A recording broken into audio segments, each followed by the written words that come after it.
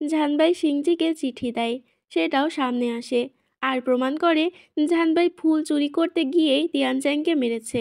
আড়াল থেকে এসব শুনে ফেই ফেইয়ের মনে সন্দেহ হয়। সে অনেক খোঁজ করার পর পতিতালয়ের পিছনে গলিতে ঝানবাইয়ের মতো পোশাক আর মাস্ক পায়। আর টংকে দেখা যায় গলি পার হতে। টং গলি দিয়ে পার হবার সময় ইউয়ানি সেক্টরে যার সাথে হু ঝানবাইয়ের ফাইট হচ্ছিল তার সাথে দেখা হয়। সে জিজ্ঞাসা করে টং এখানে কি করে। টং বলে সে মিশনে এসেছিল, কিন্তু তার মিশন শেষ। অন্যদিকে চিয়ানু আর সিংজি তো কিছুতেই বিশ্বাস করতে পারছিল না যে ঝানবাই এমন কাজ করতে পারে। তাই তারা সিদ্ধান্ত নেয় এই খুনের আরও বেশি প্রমাণ তারা জোগাড় করবে। সেই সূত্র ধরে চিয়ানু যায় সেই পতিতালয়ে রাতের আধারে চুপি চুপি তদন্ত করতে, কিন্তু সে ধরা পড়ে যায়। সিন শিফট হয়। এবার আমরা মেডিসিন ভ্যালিতে দেখি সুজিয়ে কিছু একটা লিখছিল ফার্মেসিতে বসে। তখন এক দাসী তার কাছে জিং থেকে আসা চিঠি নিয়ে আসে। চিঠিতে জিং জানায় যে মোজি ভিলেজের পুঁথি নষ্ট হয়ে গেছে, কিন্তু সে একটা তথ্য পেয়েছে যে এই ঘটনার আগে সেই বিষাক্ত ছোরা চুরি হয়ে গিয়েছিল। চিঠি পড়ে সুজিয়ে হতাশ হয়, কারণ তেমন কোনো আশার তথ্য পায়নি সে। এরপর আরেক দাসী এসে বলে ঝানবাই চলে এসেছে। সুজিয়ে ভাবে এত দ্রুত পেয়ে গেল। সে বেরিয়ে এসে ঝানবাইকে দেখে বলে এবার তো কোথাও ক্ষত নেই, তাইলে মনে হয় পাওনি। ঝানবাই বলে আপনি কিন্তু আমাকে অপমানিত করছেন, আগে শুনুন তো কাহিনী কি হয়েছে। সুজিয়ে কাহিনী শুনতে আগ্রহী না, তাই সে ফুল চায়। ঝানবাই আর কি করবে, সে সেই ফুল দিয়ে দেয়। কিন্তু এখন বাদে বিপত্তি। বিয়াং সেক্টরের লিডার লিন চলে এসেছে মেডিসিন ভ্যালিতে। ঝানবাই তাদের মূল্যবান ফ্লাওয়ার চুরি করে এনেছে, এখন কি ছেড়ে দেবে? কিন্তু সুজিয়ে তাদের প্রতিহত করার জন্য বের হয় ঝানবাইকে সাপোর্ট দিতে। সুজিয়ে জিজ্ঞাসা করে তারা এখানে কেন এসেছে, লিভার প্লান্ট ফ্লাওয়ারের জন্য। লিন বলে ঝানবাই যে চুরি করে এনেছে এতে কি আপনারও হাত আছে? হাত থাকলে আপনিও ছাড়া পাবেন না। এরপর ঝানবাই ক্ষমা চায় আর বলে সুজিয়ের এতে কোনো হাত নেই। এবার কথা আসে তিয়ানচ্যাংয়ের খুন নিয়ে। এই কথা শুনে ঝানবাই তো অবাক। সে তো তাকে মারেনি, কিন্তু কে বিশ্বাস করবে তাকে প্রমাণ ছাড়া? সুজিয়ে এবার ঝানবাইয়ের পক্ষে দাঁড়ায়, আর সে যে নির্দোষ, কাউকে খুন করতে পারে না এটা বিশ্বাস করে। কি প্রমাণ আছে যে ঝানবাই খুনি? লিন বলে তিয়ানচিং নিজে বলে গেছে। এবার ঝানবাই বলে তার শরীরে ক্ষত কিসের, কিভাবে হলো, গভীরতা কত, তা কি আমার তরবারির কিনা, এসব দেখা লাগবে। সিংজি বলে তাকে যে ছোরা দিয়ে মারা হয় সেটা বিষাক্ত, আর সোল্ড সোয়ার্ড না। সুজিয়ে বলে তাহলে আরও প্রমাণ লাগবে খুনি প্রমাণ করতে, কিন্তু লিন তো মানতে নারাজ। এবার সে খেপে গিয়ে তার তরবারি ঝানবাইয়ের বুকে ঢুকিয়ে দেয়। সবাই তো অবাক। সিংজি আটকাতে চেষ্টা করে, কিন্তু সুজিয়ে বলে মিস্টার লিন ঝানবাইয়ের সত্যতা প্রমাণ করছে। আসলে এতে প্রমাণ হয় সে খুনি না, খুনি হলে তার ভিতরে পরিবর্তন আসতো। এরপর দেখা যায় ঘোড়ায় চড়ে আর একটা ঝানবাই আসছে। সবাই তো অবাক, দুজন ঝানবাই। কিন্তু সে যখন এসে কথা বলে তখন বোঝা যায় এটা চিয়ানু। আর সে এবার মুখোশ খুলে প্রমাণ করে সেদিন কেউ ঝানবাইয়ের মুখোশ পরে এসে তিয়ানচ্যাংকে খুন করেছে। সেদিন রাতে পতিতালয়ে গিয়ে যখন তদন্ত করছিল তখন ফেই ফেই তাকে এই প্রমাণগুলো দেয়। লিন বুঝতে পারে সে খুনি না, কিন্তু ফ্লাওয়ার তো চুরি করেছে। তখন ঝানবাই সত্য বলে দেয় আর রিকোয়েস্ট করে ফ্লাওয়ার ব্যবহার করতে অনুমতি দেওয়ার জন্য। সব শুনে লিন রাজি হয় আর তাকে বাহবা জানায়, বন্ধুর ছেলের জন্য এত রিস্ক নিয়েছে। এরপর ঝানবাই সুজিয়ে মেডিসিন ভ্যালির দিকে যায় আর বাকিরা তাদের গন্তব্যে। কিন্তু জিয়ানু থেকে যায়, কারণ তার হয়তো সুজিয়েকে ভালো লেগেছে। তাই সে বলে সে ঝানবাইয়ের চিকিৎসা খরচ দেওয়ার জন্য এখানে থাকবে। এরপর দেখা যায় সুজিয়ে অনেক যত্নে ঝানবাইয়ের চিকিৎসা করছে, ক্ষত সেলাই করা, ওষুধ দেওয়া সব কিছু। ঝানবাই আস্তে আস্তে তার প্রতি দুর্বল হয়ে পড়েছে। অন্যদিকে বাইরে চিয়ানু পায়চারি করে অস্থির। দুইজন দাসীকে দেখে জিজ্ঞাসা করে ঝানবাই এখন কেমন আছে। এরপর ঝানবাই যে মোয়ের চিকিৎসার জন্য এত কিছু করেছে সব সত্যি কিনা তা জিজ্ঞাসা করে। দাসীদের থেকে সব সত্য জানতে পেরে চিয়ানু বুঝতে পারে ঝানবাই অনেক কঠিন মিশন হাতে নিয়েছে। এত বড় মহান কাজ আর হয় না। তাই সে দ্রুত গিয়ে ফার্মেসিতে ঝানবাইকে জড়িয়ে ধরে কৃতজ্ঞতা জানায়। সে অযথাই ভুল বুঝেছিল, কিন্তু ঝানবাই আসলেই মহান। এরপর সুজিয়ে তার দাসীকে ঝানবাইয়ের দেখাশোনার দায়িত্ব দেয়, কিন্তু চিয়ানু সেটা নিজের হাতে নেয়। সুজিয়েকে ইমপ্রেস করার চেষ্টা করে, কিন্তু সুজিয়ে তাকে পাত্তাই দেয় না। এরপর ঝানবাই আর চিয়ানু কিছু সময় গল্প করে। রাতে তারা বাইরে বসে সুরা পান করে আর বিভিন্ন জিনিস নিয়ে আলাপ করে। এর মধ্যে ইউয়ানি সেক্টর যে আবারও ক্ষতিকর প্রভাব ফেলতে পারে এটা নিয়ে সতর্ক থাকতে বলে। দূর থেকে তাদের এই আড্ডা দেখে সুজিও খুশি হয়, কারণ বহু বছর পর ঝানবাই তার বন্ধুর সাথে আড্ডা দিতে পারছে। এদিকে ইউয়ানি সেক্টরে চ্যাংমুজো সবাইকে এক করে এবং মিয়াহুয়োকে বলে তোমার কাজ ছিল ফ্লাওয়ার নিয়ে আসা, আর টিয়ানচেংকে মেরে সোয়াট সেক্টরের সাথে বেইয়ং সেক্টরের দ্বন্দ্ব করা প্রায় করেই ফেলেছিলে, কিন্তু তোমার কাজ কেন টংকে শেষ করতে হলো? মিয়াহুয়ো তার ভুলের জন্য ক্ষমা চায়। লিডার চ্যাং বলে টংয়ের জন্যই তুমি এখানে আছো এখনো। এরপর টংকে বলে তুমি আমাকে কখনো আশাহত করনি, বলো তুমি কি পুরস্কার চাও। টং বলে আমার উপর বিশ্বাস রাখার জন্য ধন্যবাদ, কিন্তু আমার কিছুই লাগবে না। তবুও চ্যাংউজো তাকে এমন জায়গায় থাকার জন্য দেয় যাতে সে খুশি হয়ে যাবে। এরপর বাইরে এসে মিয়াহুও টংকে গালাগাল করতে থাকে, তার জন্য এভাবে তাকে অপমানিত হতে হলো। এরপর মিয়োসুই টংকে এমন এক জায়গায় নিয়ে যায় যেখানে কেউ একবার আসলে আর বের হতে চায় না, সবচেয়ে বিলাসবহুল জায়গা। চ্যাংউজো খুশি হয়ে টংকে এখানে পাঠিয়েছে। সুজিয়ে দাসীদের কাজ পর্যবেক্ষণ করছিল। সামনের নতুন বছরের জন্য জিনিসপত্র গোছাচ্ছিল তারা। দূর থেকে চিয়ানো গভীরভাবে পর্যবেক্ষণ করতে থাকে সুজিয়ের সৌন্দর্য, ঠিক যেন প্রথম দেখায় প্রেম। এই সময় ঝানবাই আসে সেখানে এবং তাকে সতর্ক করে সুজিয়ের সাথে বেশি ভাব না জমাতে। এটা আসলে ঝানবাই জেলাসি থেকেই বলেছে। চিয়ানো বলে তোমার দেখার চোখ নাই, তাই এমন বলছো।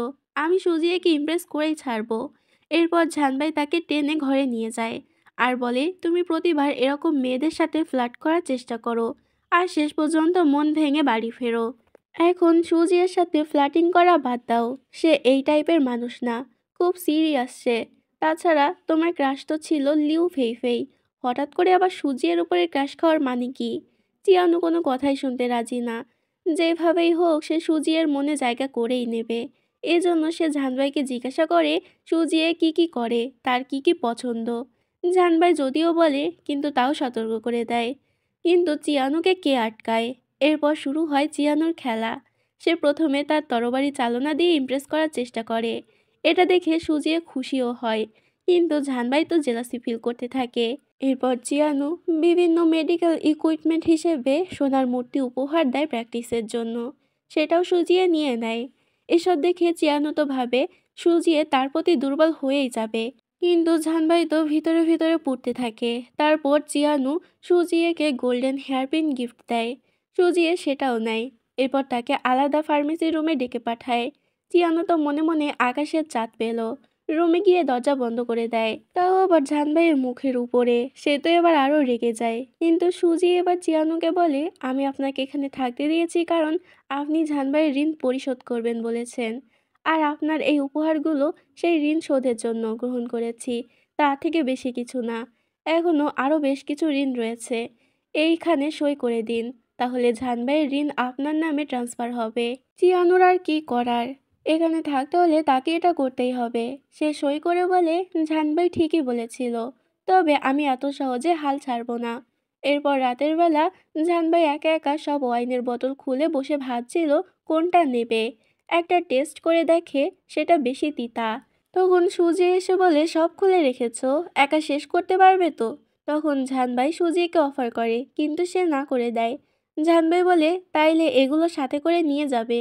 এরপর সুজিয়ে যাওয়ার সময় ঝানবাই বলে সোনার হেয়ারপিনে আপনাকে মানাবে না। সুজিয়ে বলে তাইলে কোনটাতে মানাবে? ঝানবাই তখন ভালো করে পর্যবেক্ষণ করে বলে ইউনিক একটা হেয়ারপিন, যেটা আপনার ব্যক্তিত্বকে প্রকাশ করবে। এই সময় সেখানে চিয়ানো চলে আসে আর সুজিয়েকে দেখে একসাথে ড্রিঙ্ক করার অফার করে। ঝানবাই বলে অনেক রাত হয়েছে, চলো ঘুমাই। তবে সে যেতে চায় না, কিন্তু পরে সুজিয়ে চলে গেলে তার আর ড্রিঙ্ক করার মন চায় না। রুমে এসে তারা চা পান করে। তখন ঝানবাই জানতে চায় চিয়ানো আর কতদিন এখানে থাকবে। চিয়ানো বলে সুজিয়ে তো তাড়িয়ে দিচ্ছে না, তোমার সমস্যা কি? এতে ঝানবাই ইতস্তত হয়। এরপর রাতে ঘুমিয়ে চিয়ানো স্বপ্নে সুজিয়ের নাম নিতে থাকে। এটা দেখে ঝানবাই তাকে লাথি মেরে বিছানা থেকে ফেলে দেয়। এরপর ঘুমের ভান করে থাকে। পরের দিন সন্ধ্যায় এ বছরের অর্থের হিসাব করছিল সুচিয়ে তার দাসীদেরকে নিয়ে।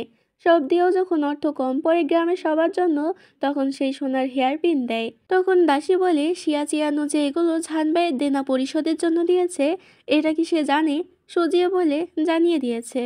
এমন সময় জানবাই জানালায় দাঁড়িয়ে এসব শুনতে গিয়ে ধরা খেয়ে যায়। এরপর তাকে ভিতরে ডেকে সুজিয়ে বলে, এখন তোমরা দুজন পাওনাদার, কারণ চিয়ানু তোমার জন্য দেনা পরিশোধ করে দিচ্ছে। জানবাই তো খুশিই হয়। এরপর সুজি আর জানবাই বাইরে এসে চাঁদের আলো উপভোগ করে আর একসাথে ওয়াইন পান করে। এই সময় নানা কথা বলার ফাঁকে সুজিয়ে বলে জানবাই যেন ঋণ শোধ করে, কারণ গ্রামের মানুষ আর এতিম বাচ্চাদের সাহায্যের জন্য অর্থ লাগবে। আর এটাও বলে সে রুল ছাড়া কোনো কাজ করে না। জানবাই বলে তাহলে কেন তাকে এতদিন ধরে ফ্রিতে সেবা দেওয়া হয়েছে। এবার সুজিয়ে তাকে টিজ করে বলে, কারণ তুমি দেখতে সুন্দর আর এখানে কোনো ছেলে নেই। এরপর কথা বলতে বলতে একসময় জানবাই ওখানেই ঘুমিয়ে পড়ে আর সারা রাত ওখানেই ঘুমিয়ে থাকে। পরের দিন দাসীরা তাকে সেখানে দেখে অবাক হয়ে যায়। এবার দৃশ্য আসে সোয়াট সেক্টরে। এখানে লিডার নাঙ্গাং এর সাথে দেখা করতে আসে বেয়ং সেক্টরের লিডার নিং। ইউয়ানি সেক্টর এভাবে জেগে ওঠার কারণে আলোচনা নিয়ে, তিয়ানচাং এর খুন আসলে কে করলো, কেন করলো।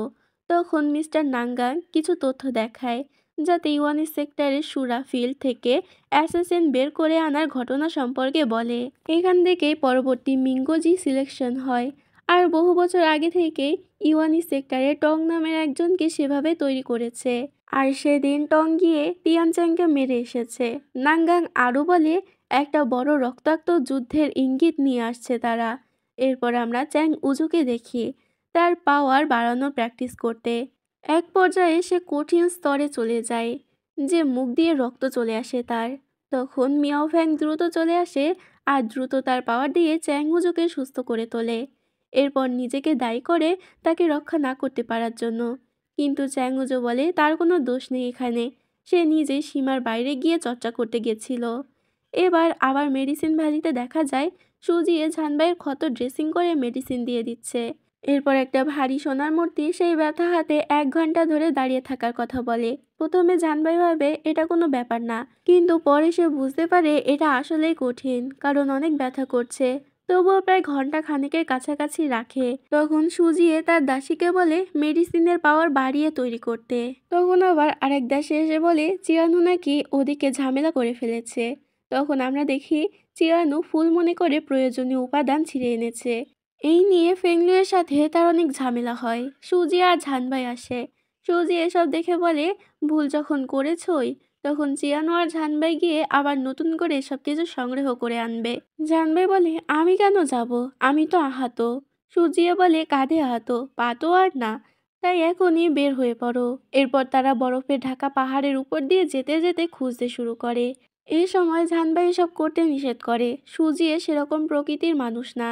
এভাবে অনেক বুঝায় যাতে চিয়ানু হাল ছেড়ে দেয়, কিন্তু চিয়ানু হাল ছাড়বে না। কিন্তু এক পর্যায়ে সে বলে আগামীকাল সে সোয়াট সেক্টরে ফিরে যাবে। এরপর দুজন দুদিকে গিয়ে উপাদান খুঁজতে থাকে। এরপর জানবাই আগে ফিরে আসে, চিয়ানু দেরিতে আসে, কিন্তু চিয়ানু ঠিকমতো আনতে পারে না।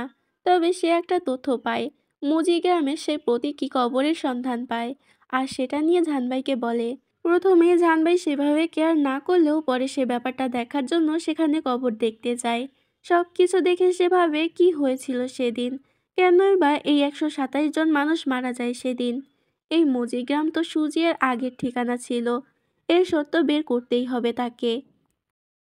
চিয়ানু আর জানবাই এবার মুজিগ্রামের ব্যাপারে কথা বলতে থাকে। চিয়ানু জিজ্ঞাসা করে তুমি সুজিয়ের সাথে এতদিন আছো, তোমাকে সে ব্যাপারে কিছু বলেনি? জানবাই জানায় এটা তার সিক্রেট ব্যাপার বলে সে তেমন কিছুই জিজ্ঞাসা করেনি। চিয়ানু বলে আমি তো খুবই কিউরিয়াস এটা নিয়ে, এখনই জিজ্ঞাসা করতে যাচ্ছি।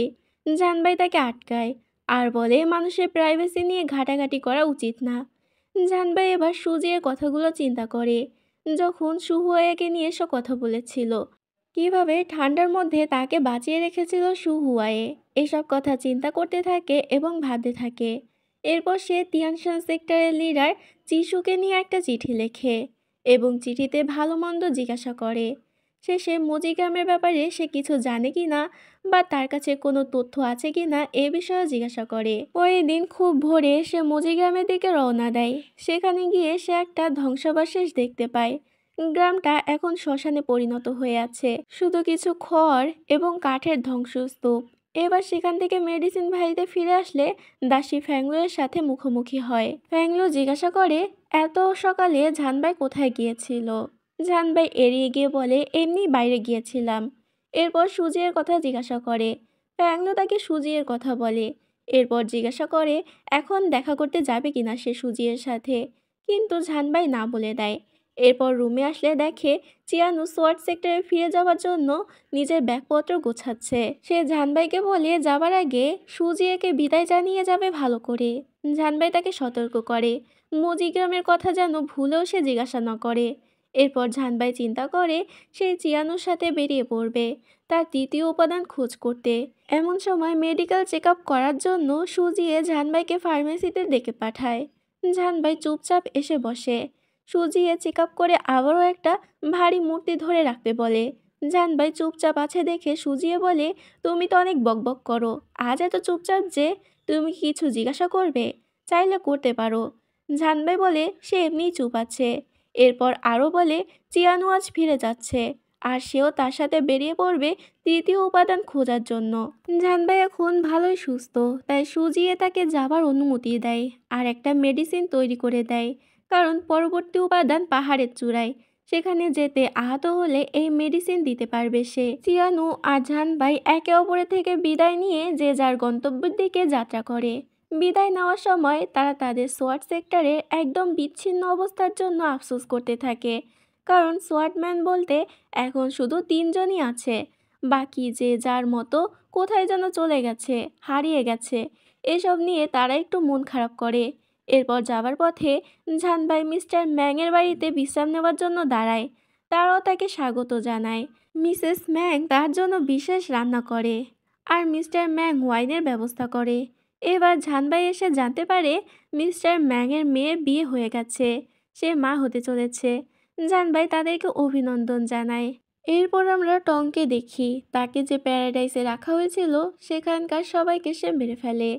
এরপর তাকে লিডার চ্যাংয়ের সামনে হাজির করা হয়। লিডার চ্যাং তাকে এ ব্যাপারে প্রশ্ন করে। টং তখন শান্তভাবে উত্তর দেয় ক্ষমা সে করতে জানে না। লিডার চ্যাং বলে তাদের অনেকটা চান্স দিলে তারা হয়তো পরবর্তীতে ভালো করতে পারত, তবে যাই হোক সে টংয়ের এই রূপকেই চায়। এরপর লিডার চ্যাং সেখানে উপস্থিত 5 মিঙ্গোজিকে বলে এবার তবে টিয়ানশান সেক্টরে একটু ঘুরে আসতে হয়, এখন তাদের অবস্থা সুবিধার না। মিয়াওফ্যাং বলে বাইয়ান সেক্টর, সোয়াট সেক্টর আর টিয়ানশান সেক্টরের সম্পর্ক যেন একই গাছের শাখা আর প্রশাখা। সেখানে সোয়াট সেক্টর তো আগে থেকেই দুর্বল হয়ে গেছে এবং তিয়ানচাংয়ের মৃত্যু তার সাথে লিভার প্ল্যান্ট ফ্লাওয়ার চুরি দিয়ে 2 সেক্টরের মধ্যে দ্বন্দ্ব বেড়ে গেছে। এখনই উপযুক্ত সময় এদের কোণঠাসা করার। লিডার চ্যাং এই কথায় সহমত জানায়। এরপর আমরা তিয়ানশান সেক্টরের লিডার চিশু হেকে দেখি। সে তার প্রাসাদে ছিল তখন চিয়ানো তাকে জাহানবাইয়ের চিঠি এনে দেয়। এরপর চিঠি পড়ে সে মুজি গ্রামের কথা শুনে ভাবনায় পড়ে যায়। হঠাৎ এই গ্রামের ব্যাপারে কেন জাহানবাই জানতে চায়। অন্যদিকে জাহানবাইকে দেখা যায় যে পাহাড়ের গা ঘেঁষে হেঁটে যাচ্ছে তার পরবর্তী উপাদানের সন্ধানে। এমন সময় তার সামনে হাজির হয় লিডার চিশু। এতদিন পরে তাদের দেখা হওয়ায় তারা আবেগ আপ্লুত হয়ে পড়ে। চিশু জাহানবাইকে তার কাজের জন্য প্রশংসা করে, কিন্তু এত রিস্ক নেওয়া তার জন্য উচিত হচ্ছে না। আর চুংহুয়ার মৃত্যু নিয়েও সে যেন নিজেকে দোষী না ভাবে। এরপর ড্রাগন টাং ফ্লাওয়ার দিয়ে বলে তোমার জন্য আমি এটা সংগ্রহ করে রেখেছি। এরপর জাহানবাই তাকে সাথে নিয়ে মেডিসিন ভ্যালির দিকে যাত্রা করে। এদিকে মেডিসিন ভ্যালিতে মোকে নিয়ে চিউশুই আসে চেক আপ করানোর জন্য। চেক আপ শেষে চিউশুই জাহানবাইয়ের ব্যাপারে জিজ্ঞাসা করে। সুজিয়ে জানায় প্রতিটা উপাদান আনার পর সে 2-3 মাস করে রেস্ট নেয়, তখন সে চাইলে এসে জাহানবাইয়ের সাথে দেখা করতে পারে। এবার দেখা যায় লিডার চিশু আর জাহানবাইয়ের উপরে ইওয়ানি সেক্টরের 5 মিঙ্গোজি আর কিছু সেনা আক্রমণ করেছে। তাদের লড়াই শুরু হয় আর 2 দলের মধ্যে বেশ ভালোই লড়াই হতে থাকে। অন্যদিকে সুজিয়ের মেডিসিন ভ্যালিতে বসে যেন এক অশুভ ইঙ্গিতের আশঙ্কা করতে থাকে। তার মনে হয় এখনই হয়তো জাহানবাই আহত হয়ে ফিরে আসবে। এসব ভাবার কিছু সময় পরে সত্যি মারাত্মক আহত অবস্থায় জাহানবাই ফিরে আসে। সাথে তার মাস্টার তিয়ানশান সেক্টরের লিডার চিশুও ছিল। সে তার পরিচয় জানায় এবং জাহানবাইকে তাড়াতাড়ি চিকিৎসা করতে বলে। সুজিয়ে দ্রুত তাকে ফার্মেসিতে নিয়ে যায়। চিকিৎসা করা শেষ হলে সে বলে এবার সে তার মাস্টারকে সাথে এনেছে উপকরণ আনার বদলে।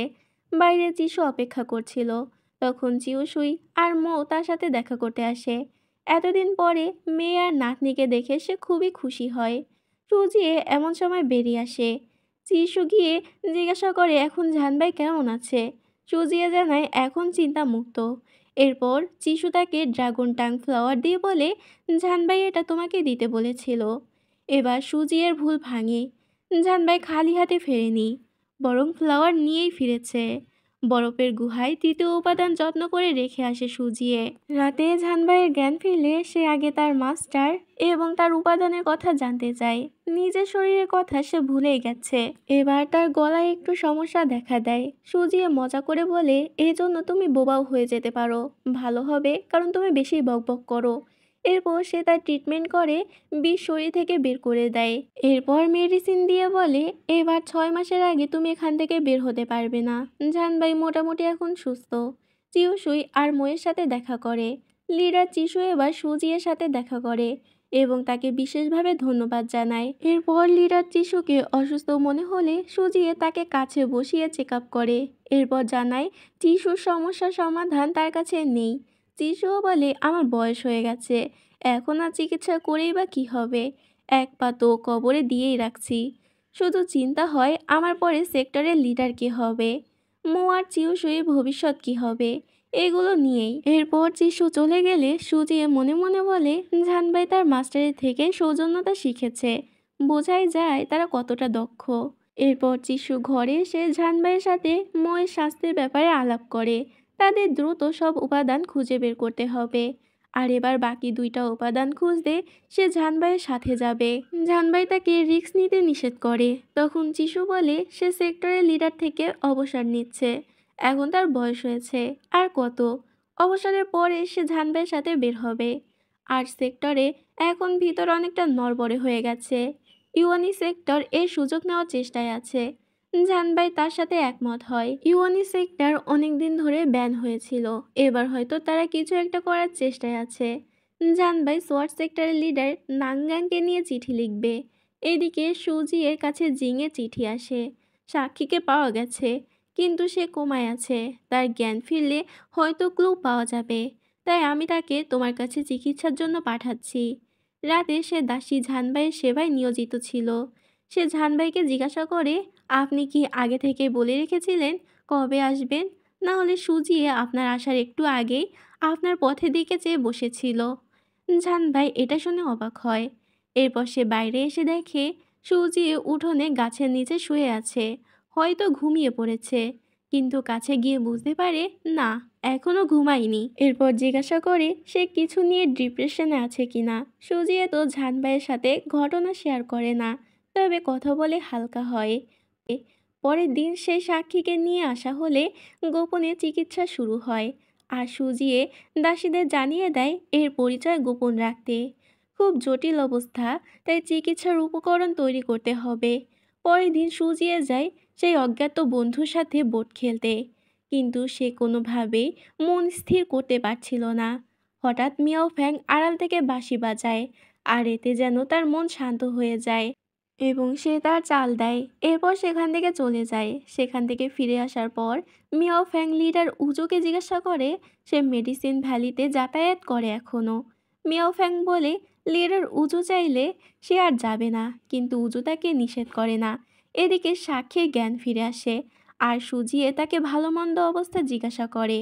জিংয়ের দেওয়া চিঠি দেখায়, তাই সে যা জানে তা সুজিয়েকে জানাতে রাজি হয়। রাতের বেলা সুজিয়ে একা বসে ওয়াইন পান করছিল, তখন জানবাই সেখানে এসে মিস্টার ম্যাংয়ের দেওয়া পানিও অফার করে। তারা সেই ড্রিঙ্ক পান করতে করতে ট্রুথ আর ডেয়ার গেম খেলতে থাকে। এক সময় কথায় কথায় জানবাইয়ের কোমরে থাকা জেট পেন্ডেন্টের ব্যাপারে জিজ্ঞাসা করে সুজিয়ে। চিকিৎসার টাকা দিতে না পারলে সে যেন এটা জমা দেয়। জানবাই বলে এটা লিডার চিশু তাকে দিয়েছে, এটা সে দিতে পারবে না। আর এটার আরেকটা চিশুর কাছেও ছিল, কিন্তু 3 বছর আগেই সেটা তিনি হারিয়ে ফেলেছে। এরপর রাতে সুজিয়ে দাসীদের সাথে আলাপ করে এটা নিয়ে। সাক্ষী নিশ্চয় বলেছে যে ছোড়া চুরি করেছে তার কাছে জেট পেন্ডেন্ট ছিল। তাইলে কি চিশুই সেই চোর, নাকি চোর জেট পেন্ডেন্ট চুরি করেছিল আগে, এরপর ছোড়াচুরি করতে যায়? দাসীরা বলে জানবাইয়ের সাথে এটা নিয়ে সরাসরি কথা বলতে, কিন্তু সুজিয়ে বলে এটা করা উচিত হবে না। অন্যদিকে চিয়ানু জানবাইকে চিঠি পাঠায় যেখানে সুজিয়ের পরিবার মজি ভিলেজের ঘটনা নিয়ে লিখে পাঠায়। জাহানভাই এগুলো পড়ে চিন্তা করে আসলে এর পিছনে কি রহস্য লুকিয়ে আছে যে একদিনে 1 গ্রাম নিঃশেষ হয়ে গেছে। এরপর জাহানভাই দেখা করতে আসে সুজিয়ের সাথে, কিন্তু সে কিছু বলার আগে সুজিয়ে বলে তুমি এখন সুস্থ, তাই এবার বের হতে পারো আর একটা উপাদান আনতে। জাহানভাই অবাক হয়, কারণ সুজিয়ে যেন তাকে তাড়িয়ে দিতে চাচ্ছে। পরের দিনই জাহানভাই সবার থেকে বিদায় নিয়ে বের হয়। জিসু তার সাথে যেতে চেয়েছিল, কিন্তু তার যাওয়া হয় না। সুজিয়ে দেখা না করেই শুধু দাসীকে দিয়ে মেডিসিনের বক্স পাঠায়। জাহানভাই বের হবার সময় একটা বাচ্চা ছেলে আসে মেডিসিন ভ্যালিতে। তার সাথে কথা বলে কেন যেন জাহানভাইয়ের সন্দেহ হয়। এবার দেখা যায় চিউসুই আর মোকে অন্য কোথাও সরিয়ে নিয়ে যিশুর সাথে কিছু একটা করার প্ল্যান করে। তবে এটা তখনই জাহানভাই শুনে ফেলে আর দ্রুত যিশুর কাছে এসে দেখে সে সেন্সলেস হয়ে গেছে। সুজিয়ে তার মাইন্ড রিডিং করতে চাইছে। এসব দেখে জাহানভাই জিজ্ঞাসা করে এসবের কারণ কি মজি ভিলেজ। তখন জাহানভাই যা যা জানে বলে আর তার মাস্টারকে নির্দোষ প্রমাণের সুযোগ চায়। যদি না পারে তাইলে সুজিয়ে যা করার করতে পারে। সুজিয়ে তাকে 1 দিন সময় দেয়। লিডার যিশুর জ্ঞান ফেরার পর সে জানতে চায় তার সাথে আসলে হয়েছিলটা কি। জাহানভাই আর সুজিয়ে তাকে বোঝায় যে তার শরীর দুর্বল হয়ে গিয়েছিল, এই কারণে মেডিসিনের প্রভাবে সে ঘুমিয়ে গেছিল। যিশু জাহানভাইকে দেখে জিজ্ঞাসা করে সে এখনো যায়নি কেন। সুজিয়ে বলে আপনি অসুস্থ, তাই আপনার দেখাশোনার জন্য জাহানভাইকে ফিরিয়ে আনা হয়েছে। এরপর যিশুকে বিশ্রাম নিতে বলা হয়। রাতে যখন সুজিয়ে এই ঘটনা নিয়ে ভাবছিল, তখন মিস নিং এসে বলে জাহানভাই তার নীতিতে অনেক বেশি স্থির, তাই যতই যিশু তার মাস্টার হোক না কেন, সে যদি অপরাধী হয় তাহলে জাহানভাই নিজে তাকে শাস্তি দেবে, তাই চিন্তা না করার জন্য। ওই রাতে জাহানভাই লিডার যিশুর সাথে বিভিন্ন আলাপ করতে থাকে। এর ফাঁকে সে সুইস সেক্টরের লিডার জিংয়ের কথা আনে। তারা এখন ভালো বন্ধু হয়েছে। প্রথম উপকরণ আনার সময় তাদের মধ্যে ঝামেলা হয়েছিল। জাহানভাই বলে যিশুর সাথে একদিন জিংয়ের আলাপ করিয়ে দেবে, কিন্তু যিশু বলে আমি তাকে দেখেছি, সে যখন লিডার হয় সেই অনুষ্ঠানে আমি গিয়েছিলাম। এরপর জাহানভাই সেই বিষাক্ত ছোড়া চুরি হবার ঘটনা বলে। মজি গ্রামের ঘটনাও সেই বছরই হয়, আর হয়তো যিশু তার পেন্ডেন্ট ওই বছরেই হারিয়ে ফেলেছিল। এসব শুনে লিডার যিশু বুঝতে পারে জাহানভাই তাকে সন্দেহ করছে, তাই রেগে গিয়ে বলে তুমি আমাকে জেরা করছো, আর তোমাকে কে বলল যে আমি ওই বছরই হারিয়েছি পেন্ডেন্টটা। এখন অনেক রাত হয়েছে, যাও বিশ্রাম নাও। সেখান থেকে বের হয়ে জাহানভাই আবারও চিরসইকে জিজ্ঞাসা করতে যায় পেন্ডেন্টের ব্যাপারে, আর জানতে পারে যিশুর পেন্ডেন্ট হারিয়ে যায় মজি গ্রামের ঘটনা যে বছর ঘটে সেই বছরেই। জাহানভাই শিওর হয়ে জানতে চায় ওই বছরই শিওর কিনা। চিরসই বলে সে এটা শিওর, কিন্তু জাহানভাই এটা জেনে কি করবে। জাহানভাই উত্তর দেয় না এবং চলে আসে। এদিকে লিডার যিশু রাতের বেলা বাইরে পায়চারি করছিল। তখন সুজিয়ের সাথে দেখা হয়। সুজি এবার বলে কাল ফার্মেসিতে সাক্ষী হিসেবে একটু আসবেন। লিডার যিশু কারণ জানতে চাইলে সুজিয়ে বলে শিউই সেক্টের যে বিষাক্ত ছোড়া চুরি গেছে, চোরের সাথে যার লড়াই হয় সে আহত অবস্থায় আছে, তাকে চিনতে পারে কিনা সেটা। এবার যিশু জিজ্ঞাসা করে মজি গ্রামের সাথে সুজিয়ের সম্পর্ক কি। সুজিয়ে বলে সেও তদন্ত করছে অপরাধী খোঁজার। এরপর যিশু বলে সে হেল্প করতে চেয়েছিল, কিন্তু তাকে সকালে বের হয়ে যেতে হবে, তাই সে পারবে না। এরপর কথা শেষ করে যে যার ঘরে চলে যায়। কিন্তু যিশু ফার্মেসিতে আসে সেই মহিলাকে খুঁজতে। এবার সে সুজিয়ের কাছে ধরা পড়ে যায়। সুজিয়ে জিজ্ঞাসা করে তাহলে এবার আপনি যেহেতু তাকে মেরে ফেলার প্রমাণ লোপাট করতে এসেছিলেন, এতে বোঝাই যায় যে আপনি অপরাধী। যিশু জিজ্ঞাসা করে এর সাথে সুজিয়ের সম্পর্ক কি। সুজিয়ে বলে মজি গ্রামে বেঁচে যাওয়া একমাত্র বাসিন্দা আমি।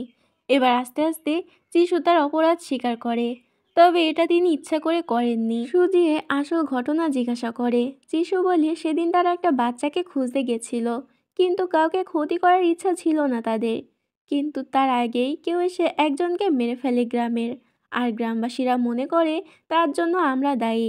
এরপর তারা আমাদের উপরে আক্রমণ করতে যায়, আবার সেখানে কে যেন আগুন লাগিয়ে দেয়। তারা তখন নিজেদেরকে বাঁচাতে নিরীহ মানুষদেরকে মারতে বাধ্য হয়, যেটা তার মোটেও করা উচিত হয়নি। সুজিয়ে বলে এভাবে নিরীহ মানুষকে না মারলেও হতো, আপনার স্বার্থপরতার জন্য এতগুলো মানুষের প্রাণ গেল। যিশু বলে আমি ভুল স্বীকার করছি, আর সুজিয়ের সামনে হাঁটু গেড়ে বসে। সুজিয়ে বলে আমার সামনে না, 127টা কবরের সামনে হাঁটু গেড়ে বসতে হবে এভাবে। যিশু রাজি হয়। এরপর সুজিয়ে বলে নিজের অপরাধ সবার সামনে স্বীকার করতে হবে। তখন চিশু বলে এতে তিয়ানশান সেক্টরের সম্মান নষ্ট হবে, কিন্তু সুজিয়ে বলে জীবনের থেকে সেক্টরের সম্মান বড়। এবার চিশু তরবারি বের করে বলে এর থেকে ভালো তুমি আমার জীবন নিয়ে নাও। সুজিয়ে তাই করতে যাচ্ছিল কিন্তু পারে না, তরবারি ফেলে দেয়। সুজিয়ে বলে আপনাকে মেরে ফেললে আপনি মুক্তি পেয়ে যাবেন, কিন্তু আমি চাই আপনি বেঁচে থেকে কষ্ট পান, আপনার করা পাপ আপনাকে কুরে খাক। তাই আমি চাই আপনি সবার সামনে স্বীকার করুন। কিন্তু চিশু এটা মানতে নারাজ। এবার সে তাই সুজিয়েকে মেরে ফেলতে যায়, কিন্তু মাঝে ঝানবাই চলে আসে আর তার বুকে তলোয়ারি লাগে। পরে চিশু সেখান থেকে পালিয়ে যাওয়ার চেষ্টা করে। সুজিয়ে আর ঝানবাই তাকে ফলো করে, কিন্তু জঙ্গলে আসতেই টং লিডার চিশুকে আক্রমণ করে আর তরবারির আঘাতে আহত করে এবং সেখানেই তারা লুকিয়ে যায়। ঝানবাই এসে দেখে চিশু জ্ঞান হারিয়ে ফেলেছে, ভাবে মারা গেছে, কিন্তু সুজিয়ে বলে সে এখনো বেঁচে আছে, ফার্মেসিতে নিয়ে চলো। এদিকে ফেরার পথে টঙের পায়ের নিচে সুজিয়ে সেই সিলভার হেয়ারপিন বাঁধে। সে সেটা নিয়ে তার বাড়িতে চলে আসে আর এটা নিয়ে ভাবতে থাকে। সুজিয়ে সারা রাত চিকিৎসা করে, একটা স্থিতিশীল অবস্থায় আনে চিশুকে। ঝানবাই সারা রাত জেগে বসেছিল। এরপর চিউসুই তার বাবার সাথে দেখা করতে এসে সব শুনে অবিশ্বাস করে। ঝানবাই বলে আমিও প্রথমে বিশ্বাস করিনি, কিন্তু নিজের কানে শুনে আর অবিশ্বাস কিভাবে করি। আর উনি সুজিয়েকে আক্রমণ করতে গেছিল, এতে প্রমাণ হয় উনি অপরাধী আর এটার শাস্তি ওনাকে পেতেই হবে। কিন্তু চিউসুই বলে এতে তিয়ানশান সেক্টরের সম্মান নষ্ট হবে। ঝানবাই বলে আমি ভিকটিম না, যে ভিকটিম সেই শাস্তি নির্ধারণ করবে। সুজিয়েকে এরপর নিরিবিলি সুহুয়ায়ের মৃতদেহের পাশে সময় কাটাতে দেখা যায়। ঝানবাই এদিকে মিস নিংয়ের সাথে দেখা করে বলে সুজিয়েকে গিয়ে সান্ত্বনা দিতে। সে একা নয়, সবাই তার পাশে আছে, যদিও তার কষ্ট ভাগ করে নিতে কেউ পারবে না, তবে পাশে থেকে সাপোর্ট অবশ্যই দেবে। ঝানবাই এখন লজ্জায় সুজিয়ের মুখোমুখি হতে চাইছে না। তাতে মিস নিং সুজিয়েকে সান্ত্বনা দেয়, তাকে বুঝিয়ে বলে, ঝানবাইয়ের কথাও বলে। পরের দিন চিউসুই এসে সুজিয়ের কাছে হাঁটু গেড়ে বসে ক্ষমা চায়, কিন্তু সুজিয়ে বলে অন্যের অপরাধের জন্য শাস্তি আপনি নেবেন কেন। এই বলে চিশুর দেখাশোনা করতে বলে। তারা বুঝতে পারে সুজি এত সহজে মাপ করবে না। অন্যদিকে সিংজি আর চিয়ানুকে ডেকে পাঠায় ঝানবাই। তারা এসে আলাপ করে ব্যাপারটা নিয়ে। যেহেতু চিশু সবার সামনে স্বীকার করবে না, আবার সুজিয়ে এছাড়া মাপও করবে না, তাই একটা ব্যবস্থা নিতে হবে। লিরা চিশুর জ্ঞান ফেলে তাকে বাঁচানোর জন্য সুজিয়ের প্রতি কৃতজ্ঞতা জানায়। এবার সে সবার সামনে তার অপরাধ স্বীকার করে নিতে রাজি হয়। ঝানবাই জানায় সোয়ার্ড সেক্টর থেকে তাকে নিতে আসছে। চিশু বলে সবার আগে আমাকে একটা কাজ করতে হবে। এরপর চিশু মজি গ্রামের প্রাকৃতিক সমাধিস্থলে গিয়ে হাঁটু গেড়ে মাথা টেকিয়ে ক্ষমা চায় তার কর্মের জন্য। এরপর যখন সিংজি আর চিয়ানু দুজনে চিশুকে সোয়ার্ড সেক্টরে ফিরিয়ে নেওয়ার জন্য বিদায় নিচ্ছিল, তখনই চিশু ঝানবাইকে কিছু উপদেশ দেয় নিজের আদর্শ থেকে না সরার জন্য। সে যেভাবে তার আদর্শ ধরে রেখেছে সেভাবেই যেন থাকে, আর কথা দিয়েছিল একসাথে উপাদান খুঁজতে যাবে, কিন্তু সে কথা রাখতে পারল না। চিশুর বিদায়ে ঝানবাই অনেকটা ব্যথিত হয়, কারণ তার মাস্টার অতীতে এমন একটা অন্যায় করে এসেছে সে সেটা মানতেই পারছিল না। অন্যদিকে অনেক আগে একটা ঘোড়া কিনে রেখেছিল সুজিয়ে, এখন সেটা ঝানবাইকে উপহার দিতে চায় সে। দাসীদের দিয়ে সেটা রেডি করছিল, কিন্তু সে এটা জানাতে চায় না যে এটা সে দিচ্ছে, তাই বলে ঝানবাই জিজ্ঞাসা করলে যেন বলে এটা রোগীর উপহার দেওয়া। এরপর দেখা যায় ঝানবাই একা একা বসে ওয়াইন পান করছিল। সুজিয়ে গিয়ে বলে এত ওয়াইন খেলে শরীরের ক্ষতি হয়, এর থেকে ভালো হয় তুমি মেডিসিন খাও। এরপর একটা মেডিসিন দেয়। তারপর তারা দুজন টুকটাক কথা বলে। ঝানবাইয়ের বের হওয়ার সময় হয়ে যায়। সে বিদায় নেওয়ার সময় ঘোড়াটা তাকে উপহার দেয় আর বলা হয় এটা এক রোগীর দেওয়া, যে ঝানবাইয়ের মতো চিকিৎসা মূল্য পরিশোধ করতে ব্যর্থ হয়েছিল। ঝানবাই বলে এরপর আমি এতিম বাচ্চাদের জন্য কাজ করে সাহায্য করব। সুজিয়ে বলে এতে করেও মনে হয় না ঋণ শোধ হবে। এরপর সুজিয়ে মিস্টার জ্যাং এর জন্য কিছু উপহার সামগ্রী আর তার মেয়ে বাচ্চার জন্য একটা গলার হার উপহার পাঠায়। ঝানবাই যাওয়ার পথে সেগুলো মিস্টার ম্যাংয়ের বাড়িতে পৌঁছে দেয়। তারা খুব খুশি হয় আর কৃতজ্ঞতা জানায়। এরপর সুজিয়েকে একদিন আসতে বলে, কিন্তু ঝানবাই বলে সে বাইরের জগতে বেশিক্ষণ থাকতে পারে না, তাই সে বের হয় না তেমন। এদিকে সব দাসীদের নিয়ে ছোট একটা চিকিৎসা বিষয়ক এক্সাম নিতে থাকে সুজিয়ে, কিন্তু প্রতিবার একই বিষয় এক্সাম হয় বলে দাসীরা অন্য কিছু ট্রাই করার জন্য বলে। অন্যদিকে ইউয়ানি সেক্টরের লিডার চ্যাংউজো তো রেগে অস্থির, কারণ এখনও তারা লিডার চিশুকে মারতে পারেনি। প্রথমবার আক্রমণ করার সময় ঝানবাই বাঁচিয়ে নিয়ে যায়, দ্বিতীয়বার টংও মারতে যায় কিন্তু সেও ব্যর্থ। এখন চিশু সোয়াট সেক্টরে আছে, তাকে মারা সম্ভব না। আর এই ব্যর্থতার জন্য মিংলি মিয়াওলুকে শাস্তি দিতে নেওয়া হয়, টংকে আলাদা শাস্তি দিতে নেওয়া হয়। এবার মিয়াওসুই চ্যাংউজোকে বলে মুজি গ্রামে বেঁচে যাওয়া বাসিন্দা মেডিসিন ভ্যালি লিডার সুজিয়ে। মিয়াওসুই নিজের ব্যাপারে খোঁজ নিয়ে শিওর হয়েছে, এখন সে তাকে মারতে যাবার অনুমতি চায়। কিন্তু উজো বলে তার জীবনকে আমি এমন করব যাতে সে নিজে বলতে বাধ্য হবে সেদিন মরে গেলেই ভালো হতো। মিয়াও ফ্যাং এর দায়িত্ব ছিল এই খবর খুঁজে বের করার, কিন্তু তার আগেই মিয়াওসুই এই খবর বের করে ফেলায় সে লিডারের কাছে ছোট হয়ে যায়। এখানে ফ্ল্যাশব্যাকে দেখানো হয় মিয়াওসুই আর মিয়াও ফ্যাং সেদিন সুজিয়ে আর সু হুয়াইকে আক্রমণ করেছিল আর বিষাক্ত ছোড়া ছুঁড়ে মেরেছিল। টংকে 12 ঘন্টা তত্ত্ব সূর্যের দিকে তাকিয়ে থাকার শাস্তি দেওয়া হয়। সেখানে কং এসে বলে এরপরের বার কাজ করতে ব্যর্থ হলে শাস্তি আরও বেড়ে যাবে। আর তোমার চোখ দিয়ে খুব অহংকার, তাই না? কিন্তু এই সূর্যের তাপ তো প্রতিহত করতে পারছো না। সারাদিন সূর্যের আলোতে বসে থাকায় এখন চোখে ঝাপসা হয়ে যায় টংয়ের। অন্ধকারে ঘরে বসে আছে সে। এমন সময় মিয়াও ফ্যাং এসে বলে তোমার ভুল শুধরে নেওয়ার সুযোগ এসেছে। শাওয়ুও সেক্টর ইউয়ানি সেক্টরের কাছে নত স্বীকার করতে চায় না। তুমি গিয়ে সেক্টর লিডারকে মেরে ফেলবে। এদিকে সুজিয়ে যে গ্রামের দেখাশোনা করে সেখানে এক বাসিন্দা মিস্টার লি আসে চিকিৎসা নিতে। তার ছেলের পড়াশোনার চাকরির ব্যাপারে সুজিয়ে অনেক হেল্প করেছিল। সেই ছেলে এখন শিল্লিং অঞ্চলে কর্মরত আছে। এসব খোঁজ খবর নিচ্ছিল আর সুজিয়ে কি যেন ভাবছিল। এরপর দেখা যায় জানবাই উপকরণ খুঁজে আনতে গিয়ে পাহাড়ের তুষার ধসের মুখোমুখি হয়। সে দ্রুত সেখান থেকে কাটিয়ে আসতে যায় কিন্তু পারে না। এদিকে তার ঘোড়া যেখানে বাধা ছিল সেখান থেকে ছুটে গিয়ে তাকে হেল্প করার চেষ্টা করতে চায়। এক পর্যায়ে জানবাই বরফের নিচে চাপা পড়ে যায়। তখন দড়ি দিয়ে ঘোড়াটা ছুটে চলে আসে আর চাপা পড়া বরফের মাঝে জানবাইকে খুঁজতে থাকে। এই সময় জানবাই হাত বের করে আর ইশারা দিলে ঘোড়াটা তাকে বের করে আনে। তার গায়ে অসংখ্য কাটা ছোড়ার দাগ, রক্তের ছোপ। ঘোড়া চড়ার পর সে দেখে আরেক দফা তুষার ধস আসছে, কিন্তু সে ঝাপসা দেখছে। মাথার পিছনে হাত দিয়ে দেখে রক্ত ঝরছে। সে দ্রুত তার ঘোড়াকে বলে মেডিসিন ভ্যালির দিকে যেতে।